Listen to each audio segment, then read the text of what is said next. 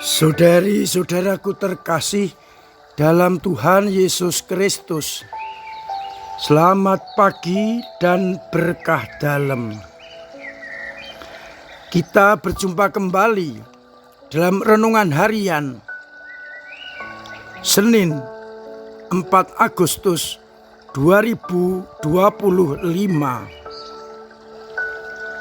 Hari ini gereja memperingati Santo Yohanes Maria Vianney atau pastor dari Ars, seorang imam.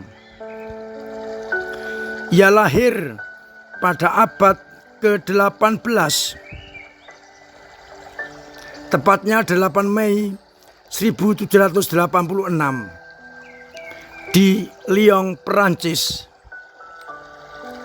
Dari keluarga petani yang miskin, namun taat beragama. Ia termasuk anak bungsu dan sedikit lemah dalam pemikirannya, atau boleh dikatakan agak bodoh. Namun ia biasa bekerja keras dan berdoa dengan tekun. Ia sejak kecil bercita-cita menjadi seorang imam. Namun karena kekurangannya, ia baru bisa membaca pada usia 18 tahun. Meskipun demikian, ia tetap masuk seminari meskipun ayahnya dengan berat hati mengizinkan karena kebodohannya itu. Di semari menengah, ia harus ekstra kerja keras untuk mengikuti mata kuliah.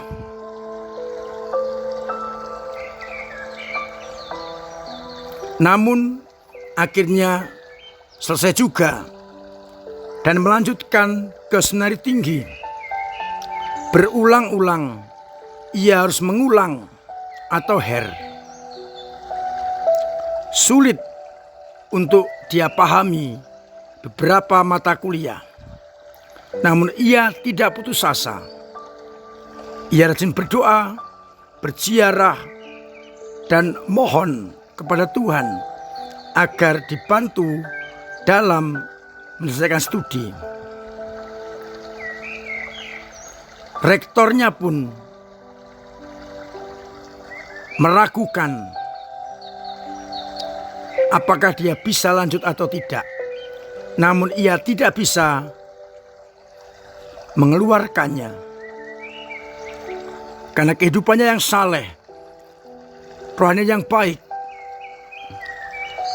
dan ia tindak tanduknya benar-benar mencerminkan seorang Kristiani. Akhirnya tahun 1815 ia ditahbiskan menjadi seorang imam. Karena takut akan ada banyak kebijakan yang kurang baik, maka ia belum diperkenankan untuk melayani sakramen tobat. Dan ia ditempatkan di suatu gereja kecil di desa, yakni desa Ars.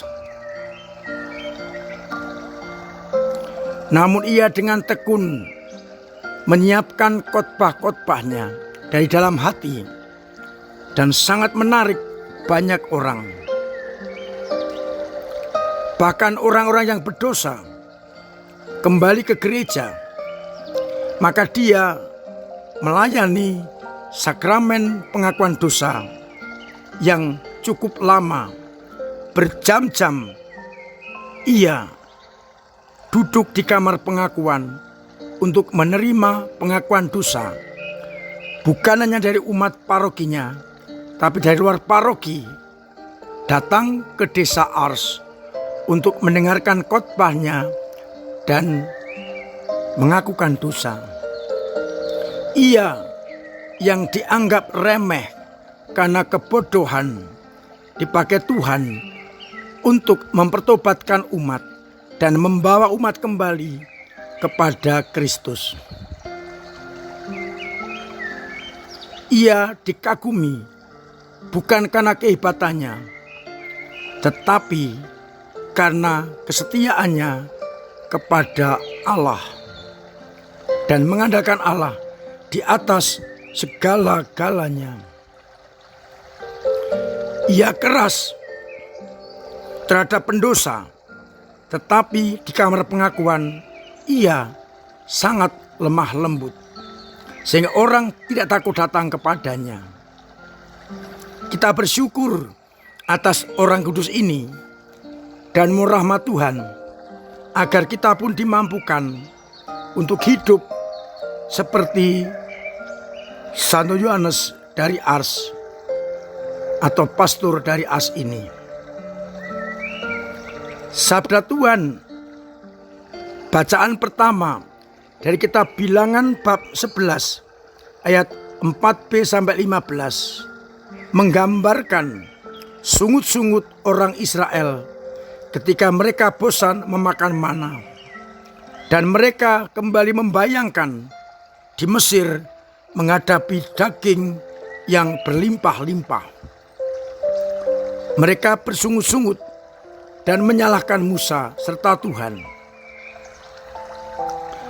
Pada bacaan Injil, Yesus yang menyendiri, namun akhirnya diikuti oleh orang-orang yang begitu banyaknya.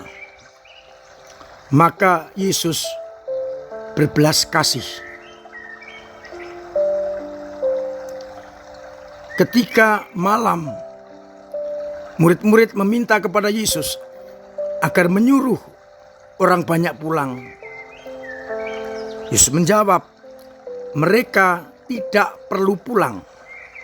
Kalian harus memberi makan. Murid-murid mengatakan, yang ada pada kami hanyalah 5 roti dan 2 ekor ikan. Yesus menyuruh para murid agar memerintahkan mereka duduk. Yesus mengambil roti, mengucap syukur, memberkati, dan memberikannya kepada para murid, agar murid-murid memberikannya kepada orang-orang yang banyak. Mereka makan sampai kenyang.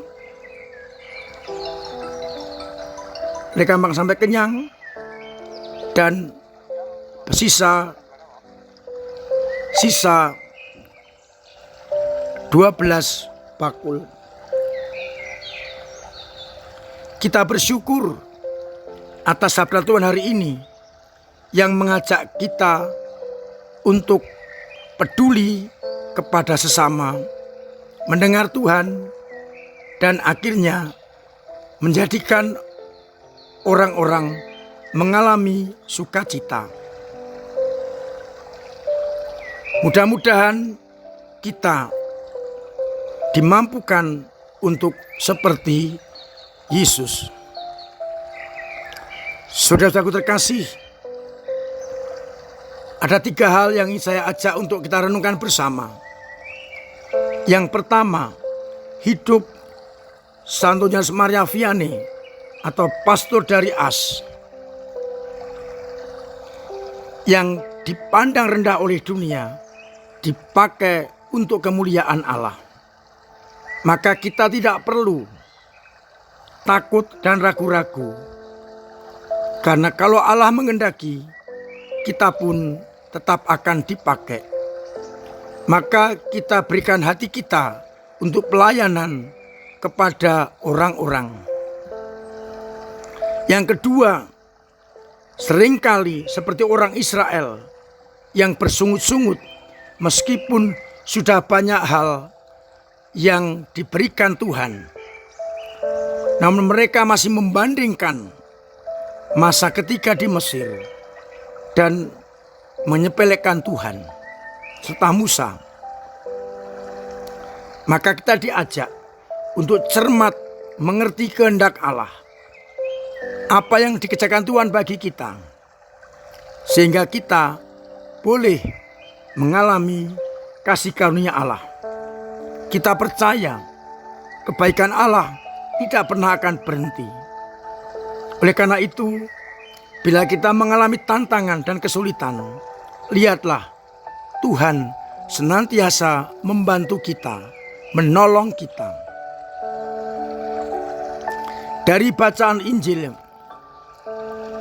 kita melihat bagaimana Yesus berbelas kasihan dan meminta para murid untuk membagi-bagikan rezeki itu kepada semua orang. Tuhan mengajak kita untuk berbela rasa, berperhatian kepada orang-orang kecil. Dan ini sudah panjenengan lakukan di paroki kita ini. Dengan mudah menolong orang lain, tinggal dipertahankan dan diperkembangkan, agar akhirnya gereja memberikan yang terbaik untuk mereka yang membutuhkan. Semangat berbagi terus kita kembangkan bagi sesama. Tuhan memberkati kita sekalian. Amin. Marilah kita berdoa.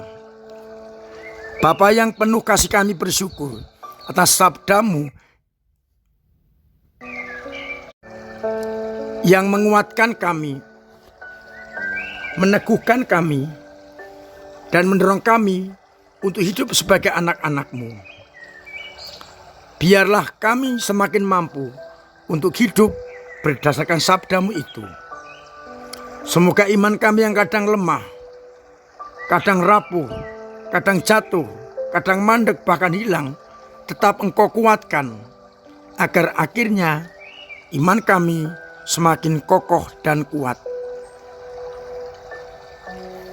Semoga umat-Mu yang sakit Engkau sembuhkan, yang punya beban berat Engkau ringankan, yang punya persoalan Engkau bantu mengurai, agar akhirnya mereka tetap mengalami cinta kasih-Mu. Untuk itu sertai kami dengan berkat-Mu sendiri, Bapa dan Putra dan Roh Kudus. Amin.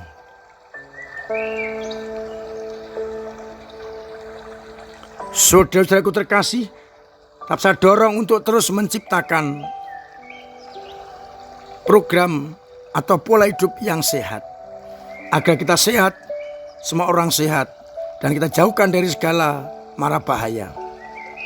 Terima kasih kepada semua yang telah ambil bagian dalam gereja lewat doa-doanya, pemberian diri, pemberian tenaga, pemberian waktu, pemberian karya, dan juga pemberian dana yang sungguh memperlancar kehidupan gereja. Semoga dengan cara-cara kita semakin berkembang, semakin katolik dan apostolik. Maka terima kasih kepada panjenengan semua, ketua-ketua lingkungan, ketua wilayah, ketua-ketua paguyuban, DPPH, kabit-kabit, prodiakon, dan juga siapapun dengan cara masing-masing ambil bagian dalam karya gereja. Mari kita dorong umat untuk ambil bagian dalam gereja, agar gereja kita semakin hidup dan berkembang. Akhirnya saya mengucapkan selamat pagi, selamat merenungkan, salam sehat, Tuhan memberkati.